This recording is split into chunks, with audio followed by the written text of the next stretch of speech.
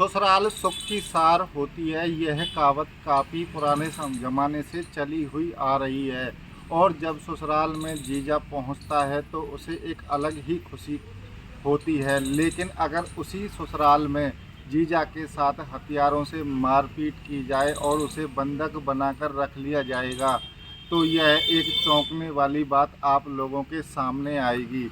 लेकिन जी हाँ, बिल्कुल यह सही बात है। कामा क्षेत्र के एक टायरा गांव निवासी युवक अपनी ससुराल पहाड़ी के धौलेट गांव में जाता है और धौलेट गांव में पहुंचकर उसके साथ जमकर मारपीट की जाती है और मारपीट करने के बाद उसे बंधक बना लिया जाता है। क्या है पूरा मामला, जानते हैं हम पीड़ित युवक से। वह बताएगा पूरे मामले को, किस तरीके से उसके साथ इस घटना को अंजाम दिया गया है।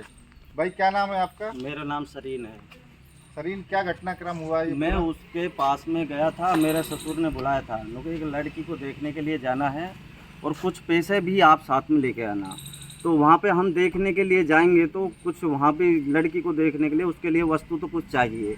तो फिर उन लोगों से बात हुआ तो मैं वहाँ पे बैठा था, हम 3-4 लोग थे, 2 साले थे, एक सास थी और अपने ससुर के साथ में हम बैठ के अपना आराम से बातचीत चल रही थी। तो उसके बाद में तो बड़ा साला था, उसने बोला कि मादर चूत को बाहर निकालो, आज इसकी जान लेनी है। तो उसके बाद में तो साले मेरे सामने ही दुनाली बंदूक भर रहा था, तो हमने सोचा डरा रहा है शायद। फिर उसके बाद में 10 से 15 मिनट मुश्किल से हुआ होगा मुझे उधर पहुंचने में। तो उसने ज्वार में घुस के सामने हम साथ, उसने बोला कि अपने बाप से बोला उस मादर चूत को निकालो, आज उसकी जान ही लेनी है। तो मैं उधर से फिर वह ससुर बोला कि आज तुम बाहर निकलो। मैं बाहर निकला, मेरे सास मेरे पास में थी और ससुर भी मेरे पास में था। तो उसके बाद में मेरे साले मेरे पास में थे, तो हम चारों के चारों, पाँचों के पाँचों वहाँ पे खड़े हो गए। तो उसके बाद में तो उसने ज्वार में से फायरिंग कर दी। समथिंग हमारे एक हाथ ऊपर गई थी गोली।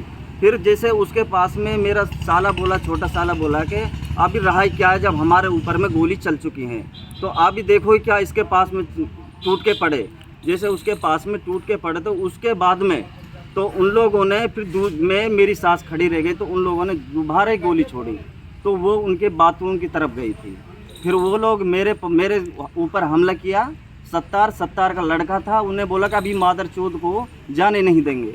मेरे पास में 51,700 रुपये थे, मेरे ससुर के लिए मैं लेके जा रहा था। तो 1,700 रुपये मेरे पास में कि चिल्लर पड़े रहेंगे खर्चा के लिए, तो पूरा पैसा 70 के लड़के ने निकाल लिए उधर से। फिर मेरे साथ में उन लोगों ने मारपीट की, मेरे को यहीं से ले गए थे मारते मारते, बोल खेड़ा के लेसर के बीच से मारते मारते ले गए पूरे।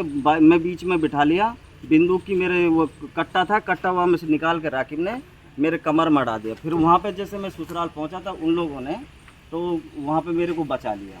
बचाने के बाद में फिर वहाँ पे फिर मैं जैसे खड़ा हुआ तो गोली फायरिंग चालू हो गई। आपने पुलिस को सूचना नहीं दी? मैंने पुलिस को सूचना नहीं दी।